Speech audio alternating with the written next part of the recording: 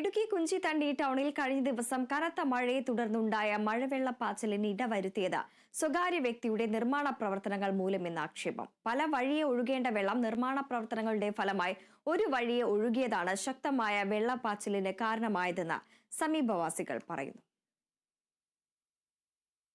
ഉച്ചയോടെ പെയ്ത ശക്തമായ മഴയിലായിരുന്നു കുഞ്ചിത്തണ്ണി ബൈസൺ വാലി റോഡിൽ കുഞ്ചിത്തണ്ണി ഫെഡറൽ ബാങ്കിന് സമീപം ശക്തമായ മഴവെള്ളപ്പാച്ചിലും വെള്ളമൊഴുക്കിനെ തുടർന്ന് റോഡിലേക്ക് മണ്ണിടിച്ചിലുമുണ്ടായത്.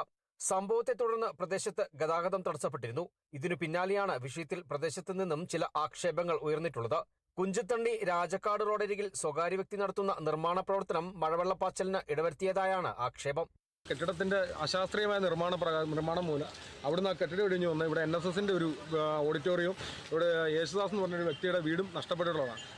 അതേ വ്യക്തി ഇന്ന് അതേ സ്ഥലത്ത് ഒരു കെട്ടിടം പണിത് ആ കെട്ടിടത്തിന്റെ ഓട മുഴുവനും അടച്ച് ആ അടച്ച ഓടയിലെ വെള്ളം വന്നതാണ് ഇത് മൊത്തം ഉണ്ടായത്. ഈ താഴത്തെ ടൗണിൽ 10-40 കുടുംബങ്ങൾ ജീവിക്കുന്ന ഒരു സ്ഥലമാണ്. ആ ഒരു വ്യക്തിക്ക് ഒരു പെർമിറ്റും ഇല്ലാത്ത ഒരു കെട്ടിടം പണിത് ആ പെർമിറ്റും ഇല്ല കെട്ടിടം പൊളിക്കാൻ ഓർഡർ ഉള്ളതാണ്.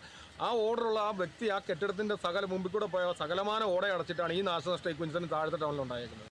നിർമ്മാണ പ്രവർത്തനങ്ങളെ തുടർന്ന് വെള്ളമൊഴുകി പോകേണ്ടുന്ന വഴിയിൽ തടസ്സമുണ്ടായതായി സമീപവാസികൾ ആക്ഷേപം ഉന്നയിക്കുന്നു. അതേസമയം നിർമ്മാണ പ്രവർത്തനങ്ങൾക്ക് സ്റ്റോപ്പ് മെമ്മോ നൽകിയിട്ടുള്ളതായി പള്ളിവാസൽ പഞ്ചായത്ത് അധികാരികളും വ്യക്തമാക്കി. Kerala vision news, Idukki.